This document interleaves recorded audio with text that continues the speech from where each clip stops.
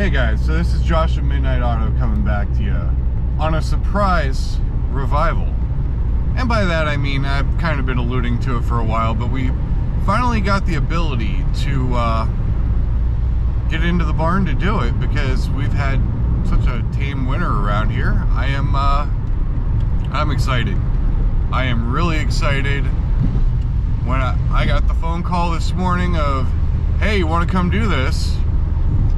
My shoes were on faster than you can think.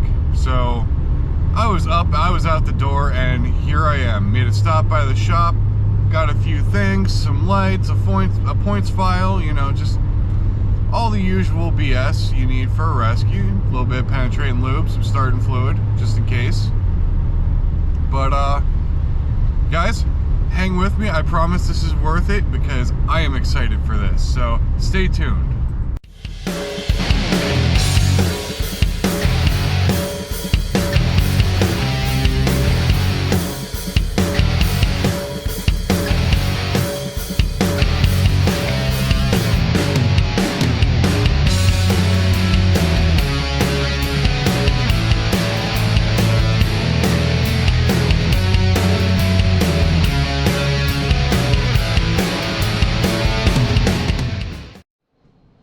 Alright, I've arrived out at the barn, and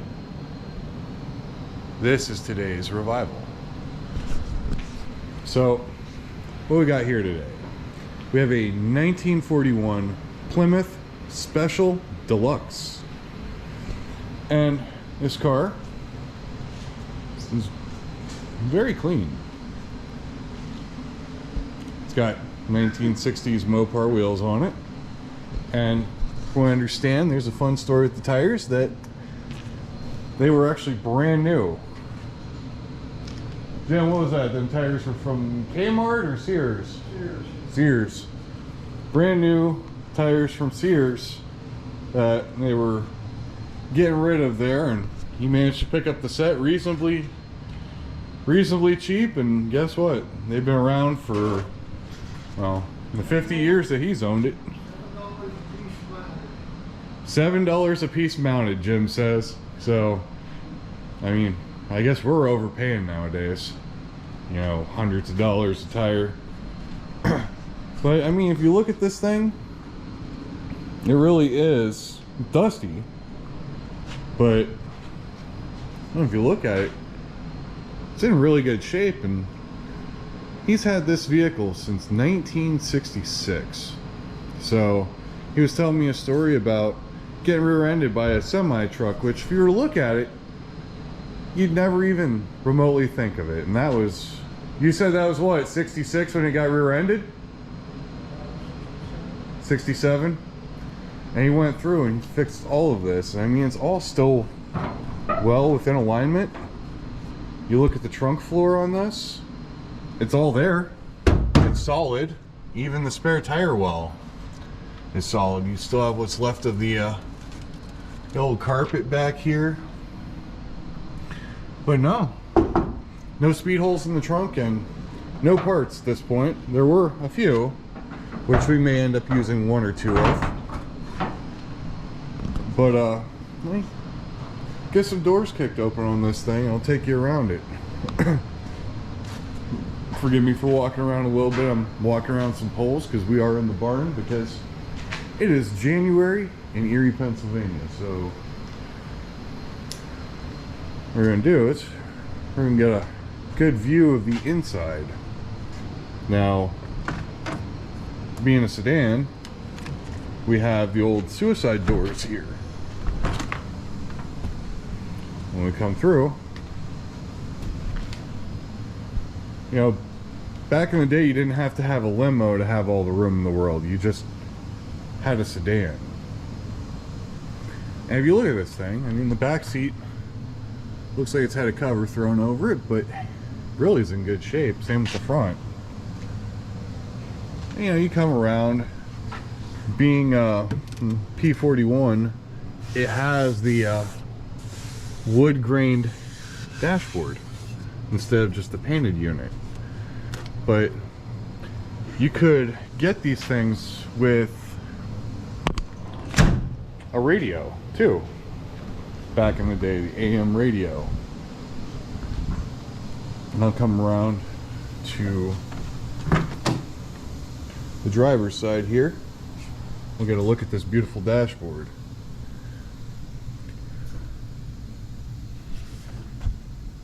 So we come around, you can see just the outline of the lettering on the gauge cluster. We've got 54,000 miles, which I can believe would be original mileage, not rolled. Now over here normally would be where your speaker is. So right in there, and then your radio adjustment would actually be here, but since this was a radio delete vehicle, it did not come with it. But to look at that gauge cluster, it's just beautiful work back in the 40s. Especially for a car that was considered the economy car of the time. This wasn't a luxury car, you know. Plymouth eventually morphed into being Chrysler's mid-range product. You know, Dodge was kind of their sportier version. Plymouth was a little bit nicer to own, but it wasn't quite a Chrysler. And then you got into Chrysler territory, which was always a luxury. But on this car, it's actually funny. You got individual switches for things. Like we have this, which is the hand throttle. We got the hand choke over here. Rear lights, or headlights, sorry, headlights. It even says it right there. And then we've got our heater control here, and I guess if we get far enough, we'll find out whether that actually works or not. But there's a lot of car here with the old mole hair headliner. But come around to what everybody's actually waiting for, is what's under the hood. Has it been modified? Is it original? Is it missing? Old vehicle, always be gentle with the hoods. No, we got original here. This is the Plymouth 201 cubic inch inline 6 flathead, which means that there's really not much to these things. Mechanically, they are just sweethearts. They are simple, reliable engineering. We're not going to win Le Mans with it, but I mean, for a car that is 41, 51, 61, 71, 81, 91, 01, 11. So for a car that's 82 years old, think about it, it's still there. Now, the $10,000 question is, does it still turn over? Because I know that this has been in the barn since about 1995, and the last time it was believed to have been driven was sometime to the mid to late 80s, I would say. So, it's been a while. So we'll grab the fan. The fan turns. The question is the crank pulley turning with it?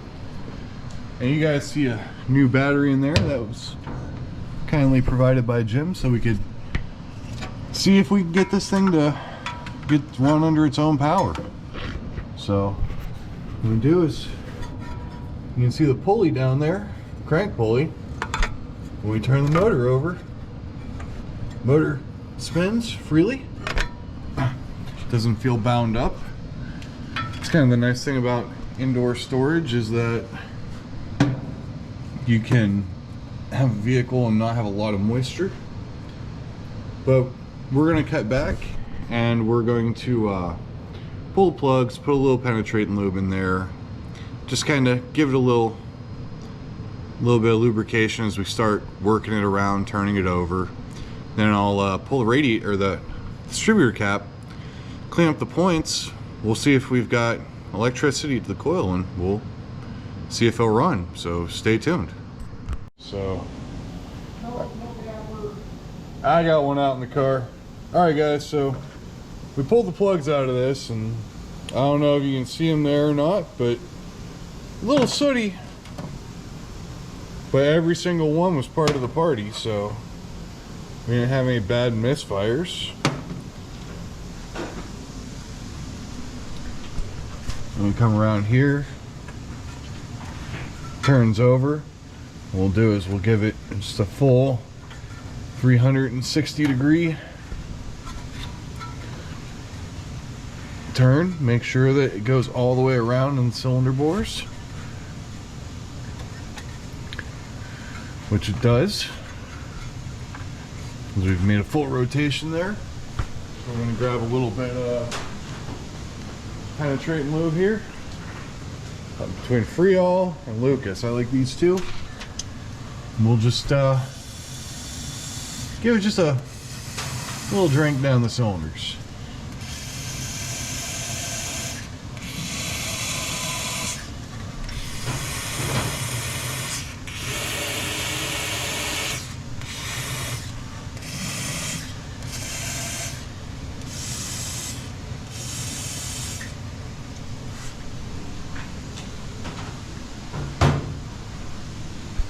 Alright, so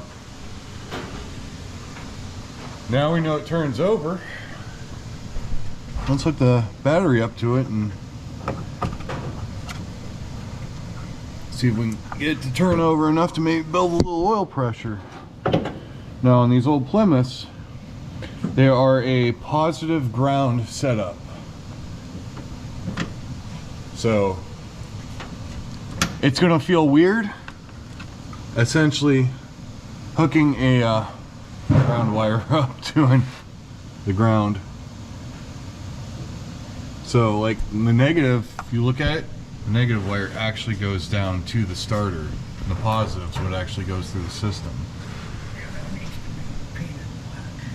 Yeah, probably a good idea. It's anti-theft right now. Somebody tries to steal it, they just burn the thing to the ground. Well, thanks. So we're gonna grab the manual ignition here and see if it oh yeah, turns right over. Actually, I think I'm gonna get Jim's assistance. I'm gonna have him pull that little rod. I'm gonna check for compression and make sure we're right where we need to be. So I'll have Jim pull forward on this guy here. Yep. And then he's going to pull forward, start cranking the motor over. Nope. Keep going. Yeah. Almost got to get way up there. Or she's just angry. May have been known for this problem at one point or another. Starter at one point was a little angry about functioning. Yep.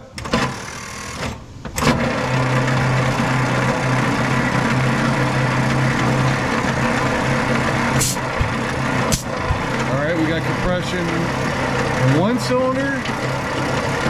That's it. Alrighty. So, looks like we got a little work to accomplish here, guys. We got some valves there stuck. Alright, Jim, I got compression on one cylinder.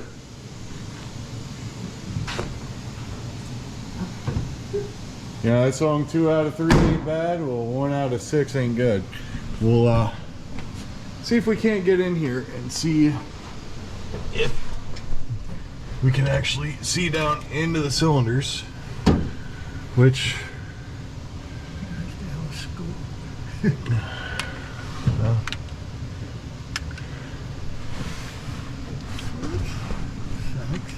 no, that's an issue we overcome.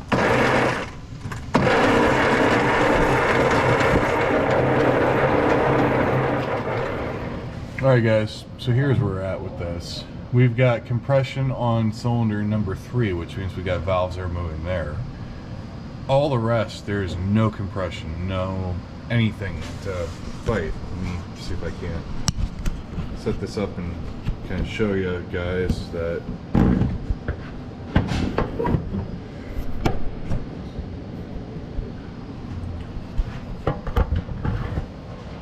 see if I can show you guys what I'm talking about here.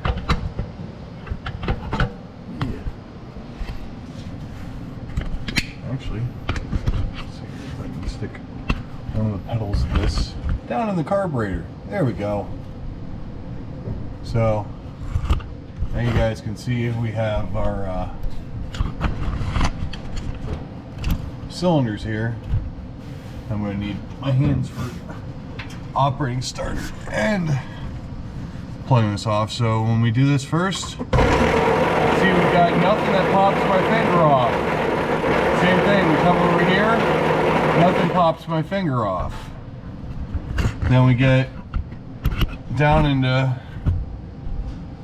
these guys right here, nothing there.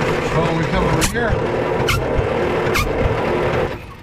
and then as we go back over to these other, the 1 and 2 cylinders, number 2, and then number 1, we got nothing. So probably gonna end up having to pull the cylinder head and see which valves are stuck open, because I'm gonna guess that's the situation, because this car did run when it was parked. I mean, granted, a couple years ago, you know, 25, 30, somewhere in there. But I will gonna start pulling the cylinder head, and we'll come back and I'll show you what I come up with. So stay tuned.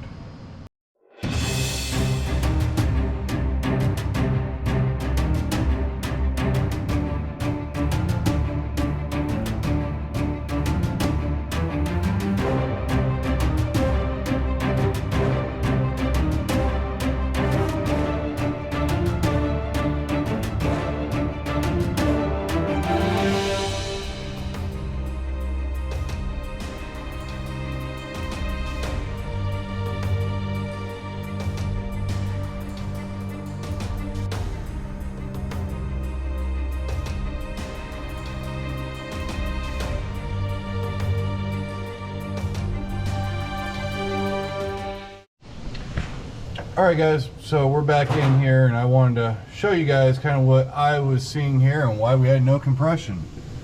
So we see on number 6, both the valves are stuck open. On number 5, it looks like an intake valve is stuck open. Number 4, intake valve. 3, the only one that was actually good right here, just has a valve starting to open by the nature of the firing order. Now if you bring it back, you can see that it goes right back to closed. We have a partial intake valve stuck open on 2, and we have an intake valve, or no, exhaust valve stuck open on 1. So we're going to gently massage those down with a course adjustment tool and see if we can't get them working around a little bit more. But hang with me, we'll see if we can't get you some compression back here, and maybe we can get this thing to make noise by the end of the day. Alright guys, so we're back. About halfway through this trip so far. Had to pull the cylinder head off this thing because, well, as I showed you guys in my last little snippet here, we had both the valves open on 6. We had intake valve, intake valve, intake valve, intake valve, exhaust valve, all stuck open on this motor. I have one cylinder that was moving everything along and keeping compression. But now, as we can see here,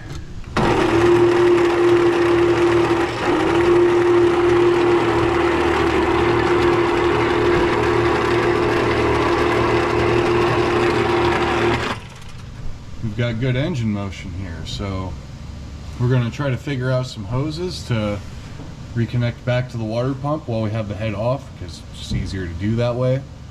We're going to try to get this back together, and then I'm going to get down on that distributor down there, see if I can't clean up the points and see if we can't make this thing make some noise today. So stay tuned, we'll be right back. Alright guys, so we're back. We got the head back on this thing, and now we've got valves that are moving, so now we have compression in the cylinders, and I'll show you. Let me get this guy parked for you guys here.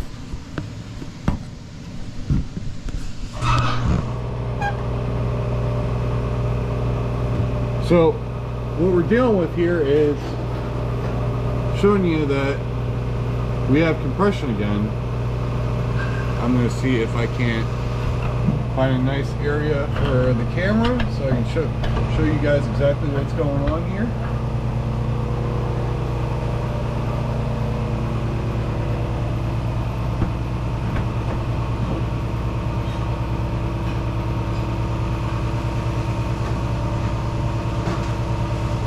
Alright guys, so we're in here. I'm going to show you that we have compression again. Now I cover up number 6, number 5, number 4, number 3, number 2. So we now have compression back to all of our cylinders, which means that we can come around and we can move to getting the ignition system working, and hopefully hear this thing make a little bit of noise tonight. So I wanted to kind of catch you up on where we're at now and let you see that we've got compression. I'm not going to say it's good, I'm not going to say it's bad, I'm just going to say it's more than it was, but we are going to go with that. So hang loose, and I'm going to throw some plugs in this thing and we'll see if we can get some spark to it. So stay tuned. Alright guys, so I ran a points file over the points, got them cleaned up, got them sparking, and now, as you can see here, we have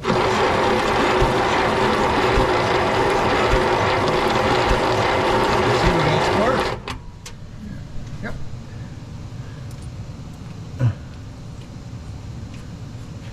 So what we're going to do here is give Fate the middle finger and see if we've got enough spark and compression to maybe sort of kind of take some what's left of this can of ether and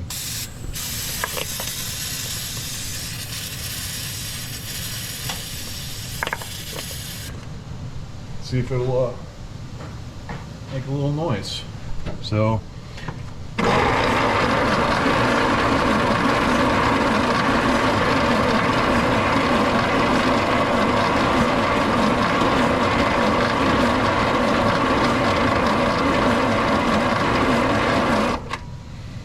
we may be a little low on juice. Let me charge the battery up and we'll come back.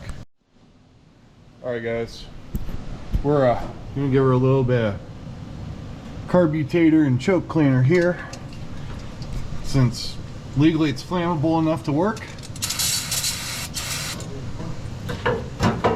And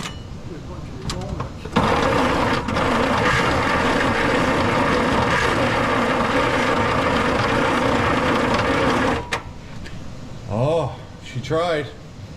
Did you hear it cough? Just a little bit. All right, so we're gonna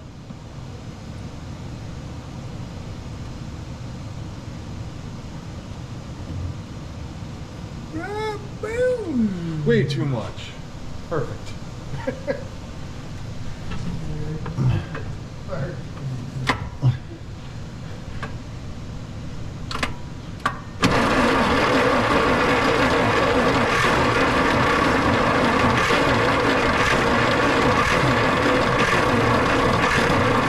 Oh, she wants to.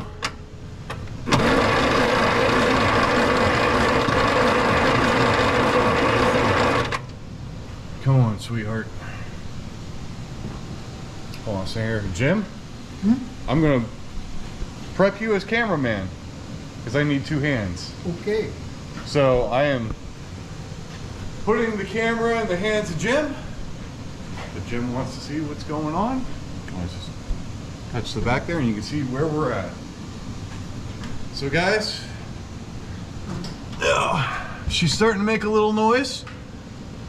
So what we're going to do is try what we can to Send a little down her gullet and a little into the float bowl while we're at it.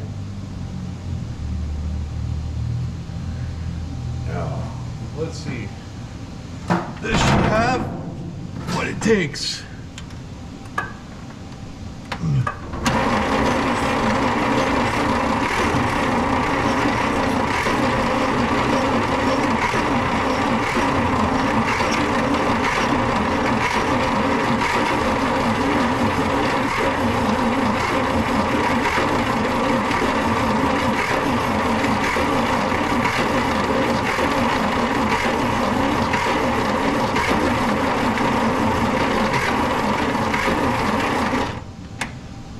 Give her a little something that might be a little more flammable. Right down the gullet.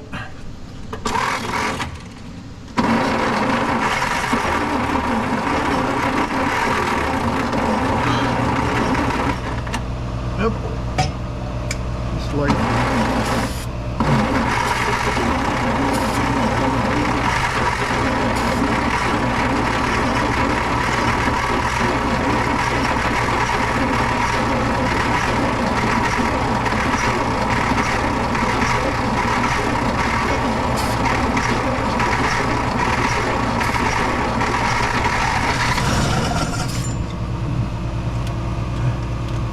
oh, we are so close.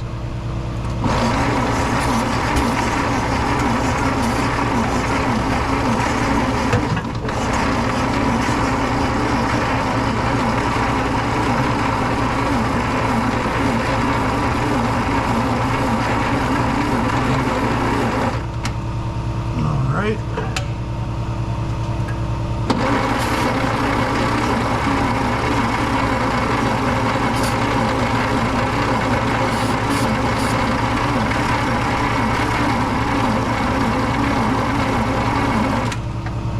Yep, we gotta let the battery charge up a little more, so hang loose and we'll be back. All right, guys, we're gonna try this one more time.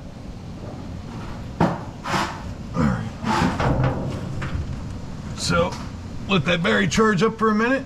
Yep.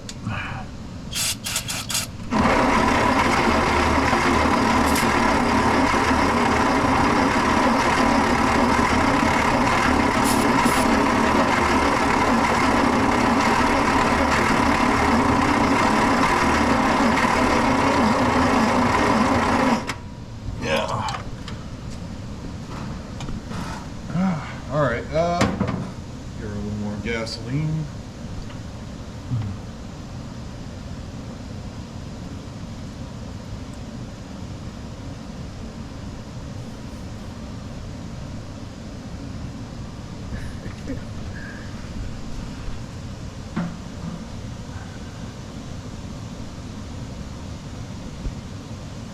Whoop. Went out. Set the 6-volt start. The picture went out. Must be okay there now.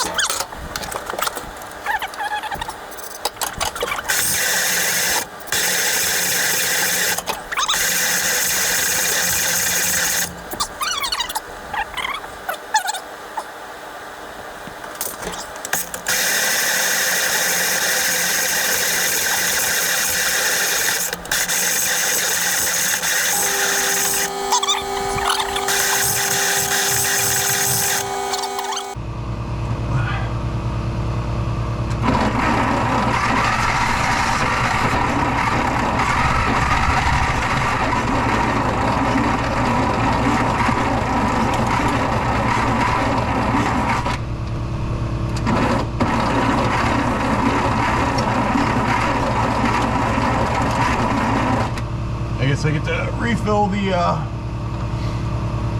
carburetor bowl again. So we'll let the starter cool and we'll be back. Let's see if we can get her to fire up on camera. Let's see if she can get over stage right here. Ugh.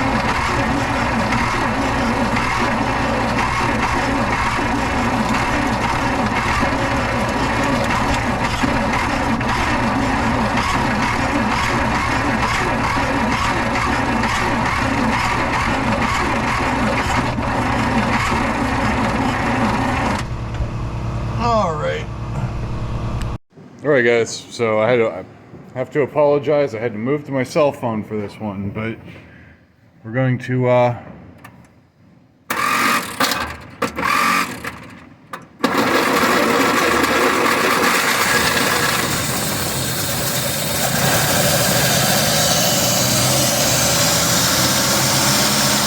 there we go guys, first time running in 30 years.